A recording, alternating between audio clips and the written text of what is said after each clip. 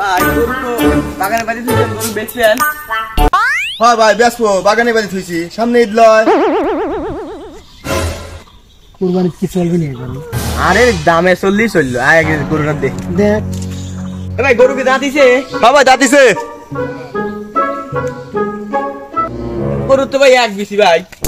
এ ভাই আপনার তো সমস্যা। আমার তো পোঙা ফুটকি। কই না হুটকি? না রে চলবে না নেমন। আচ্ছা ভাই যা আছে দাম স্যার, দাম কত চাচ্ছেন? ভাই 1,10,000 দেন গা।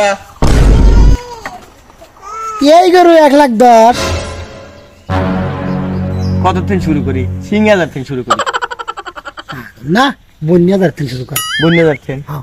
আচ্ছা ভাই 60 ভেঙিলেন গা। না ভাই মত কথা বুঝি না, ভালো করে গরুর দাম কোন আপনি? ভালো করে কব। হ্যাঁ 52,000 দিলেন গা। ভাই ওসব দাম হবে না নে ভাই।